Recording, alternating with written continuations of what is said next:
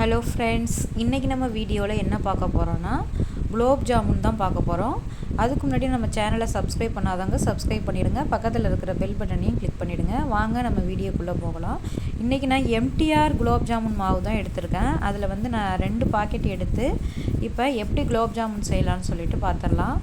நான் எப்படி செய்யணும் அதே மாதிரியே செஞ்சு பாருங்கள் ஃப்ரெண்ட்ஸ். வேறு எந்த ஒரு நெய் பிசையும் போது பார்த்திங்கன்னா மாவில் நெய் பால் எதுவுமே நம்ம ஆட் பண்ணக்கூடாது. அப்படி ஆட் பண்ணால் அந்த ரவுண்டு ஷேப் வராமல் உடஞ்சி போயிடும். என்னுடைய எக்ஸ்பீரியன்ஸில் நான் அதை உங்களுக்கு சொல்கிறேன்.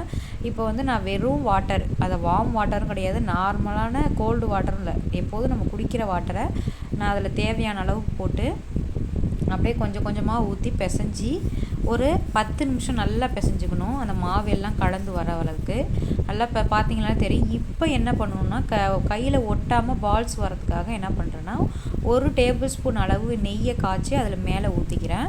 அப்போ வந்து நமக்கு வந்து உருட்டும் போது பால்ஸ் வந்து நல்லா உடையாமல் வெடிப்பு வராமல் நமக்கு ரவுண்டாக கிடைக்கும். அதை பிசையும் போது நம்ம போடக்கூடாது. பிசைஞ்சு முடித்து மேலாப்பில் வந்து அதை விட்டுக்கணும். இங்கே பாருங்கள் எப்படி வந்திருக்குன்னு பாருங்கள், உங்களுக்கு பார்த்தாலே தெரியும். நல்லா வளன்னு நமக்கு அந்த ரவுண்ட் ஷேப்பில் இந்த குலோப் ஜாமுன் ரெடி ஆகிருக்கு. இப்போது எண்ணெயை நல்லா காய விட்டுட்டு அதை சிம்மில் வச்சு நம்ம மிதமான சூட்டில் வச்சு பொன்னிறமாக பொரித்து எடுத்துக்கணும். அது உங்களுக்கு பார்த்தாலே தெரியும். ரொம்ப ஆயிலும் நம்ம எடுத்துக்கக்கூடாது, ஏன்னா எண்ணெய் குடிச்சிட்டுனா நமக்கு வந்து இந்த குலோப் ஜாமுன் நல்லா இருக்காது. பாருங்கள், ஒன்று செக் பண்ணி போட்டு பார்க்குறேன், அது நல்லா வந்து பொரிஞ்சு வருது. அப்போ அந்த ஸ்டேஜில் நம்ம அந்த ஜல்லிக்கரண்டியை வச்சு கொஞ்சம் கொஞ்சமாக மேலே தெரிக்காமல் பொன்னிறமாக போட்டு நம்ம வறுத்து எடுத்துக்க வேண்டியதான். அதை வறுத்து ஆற வச்சுட்டு அந்த பால்ஸ் எல்லாத்தையுமே பொன்னிறமாக பொரித்து ஆற வச்சிடணும். உடனே நம்ம போடக்கூடாது. அதுக்கப்புறமா நம்ம வந்து என்ன பண்ணணும்னா பாகு காய்ச்சிடணும்.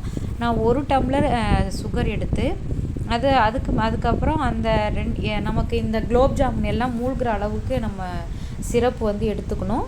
அதுக்கு வந்து நான் 2 டம்ளர் வந்து தண்ணி ஆட் பண்ணிக்கிட்டேன். அதோட ஒரு 5 ஏலக்காய் வந்து நசுக்கி போட்டுக்கிட்டேன். அதுக்கப்புறமா அந்த டேஸ்ட் கொடுக்கறதுக்காக ஒரு டேபிள் ஸ்பூன் அளவு நெய் வந்து சேர்த்துக்கிட்டேன். அந்த பாவோட சேரும்போது அந்த டேஸ்ட் வந்து நமக்கு மணமாக இருக்கும். அதனால் நெய் வந்து நான் ஆட் பண்ணிக்கிட்டேன். அது எல்லாத்தையும் ஆட் பண்ணி நல்லா எவ்வளோ நேரம் கொதிக்க விடணும்னு பார்த்திங்கன்னா, அந்த பாகு ஒரு 10லேருந்து 12 நிமிஷம் வரைக்கும் அந்த பாகு வந்து நல்லா கொதி விடணும். அப்போ தான் வந்து பார்த்திங்கன்னா நமக்கு வந்து அந்த கெட்டு போகாது. நம்ம 1 மந்த்து கூட அதை வச்சுக்கலாம். ஃப்ரிட்ஜ் இல்லாதவங்க வெளியிலே வச்சுக்கலாம். நீங்கள் அந்த சர்க்கரை கரைஞ்சோடனே ஒரு 5 மினிட்ஸில் இறக்கிட்டீங்க அப்படின்னா அந்த குலோப் ஜாமுன் ரொம்ப நாளைக்கு நம்ம வச்சுக்க முடியாது. நல்லா கொதிக்க விட்டு தண்ணியும் அதிகமாக சேர்த்து அதை இறக்கும்போது ரொம்ப நாளைக்கு நம்ம வந்து அந்த ஸ்டோர் பண்ணி வச்சுக்கலாம். ஃப்ரிட்ஜ்லேயும் வெளியிலையும் வச்சுக்கலாம். இப்போ பாருங்கள், நான் பாகு செய்கிறது தான் உங்களுக்கு நான் காட்டுறேன். உங்களுக்கு பார்த்தாலே தெரியும். உங்களுக்கு சுகர் எவ்வளோ வேணுமோ அதுக்கு தகுந்தா போல் நீங்கள் எடுத்துக்கலாம். நான் வந்து இந்த கிளாஸால் ஒரு 3/4 கப்பு வந்து எடுத்துக்கிட்டேன். நீங்கள் உங்களுக்கு எவ்வளோ சுகர் வேணுமோ நீங்கள் அதுக்கு தகுந்தா போல் எடுத்துக்கலாம். இதே பக்குவத்தில் நீங்கள் செஞ்சு பாருங்கள் ஃப்ரெண்ட்ஸ். உண்மையாகவே சொல்கிறேன், வேறு லெவலில் வந்துச்சு. கடையில் எப்படி நமக்கு குலோப் ஜாமுன் கிடைக்குமோ அதே மாதிரியே இருக்கும். இந்த டைப்பில் நீங்கள் செஞ்சு பார்த்தீங்கன்னா. வேறு மாவு பிசையும் போது உங்களுக்கு என்ன டிப்ஸுன்னு பார்த்தீங்கன்னா, ரொம்ப சப்பாத்தி மாவு பிசைகிற மாதிரி போட்டு அடின்னு அடிக்கக்கூடாது. கரெக்டாக அந்த தண்ணியும் மாவும் மிக்ஸ் ஆகி ஒரு 5லேருந்து 7 நிமிஷம், மேக்ஸிமம் 10 நிமிஷம் அதுக்குள்ளே அந்த மாவை பிசைஞ்சிடணும். ரொம்ப நம்ம போட்டுக்கிட்டு பூரி மாவு சப்பாத்தி மாவு பிசைகிற மாதிரி பிசைஞ்சோம்னா அந்த குலோப் ஜாமுன் வந்து அந்த சாஃப்ட்டு கொடுக்காது. அதை மட்டும் நீங்கள் நல்லா பார்த்துக்கோங்க. நெய் நம்ம போடுறது வந்து பார்த்திங்கன்னா அந்த டேஸ்ட்டு கொடுக்குறதுக்காக. இதோட சில பேர் பாதாம் முந்திரி கூட இந்த சிரப்பில் போடுவாங்க.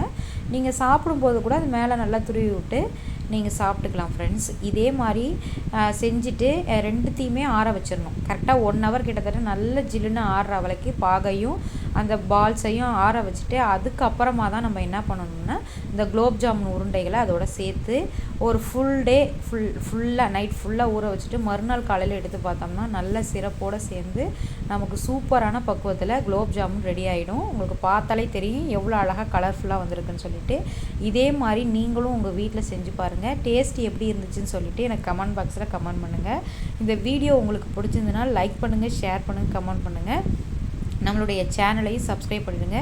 இதே மாதிரி ஒரு இன்ட்ரெஸ்டிங்கான வீடியோவில் உங்களை நான் மீட் பண்ணுறேன். Bye friends.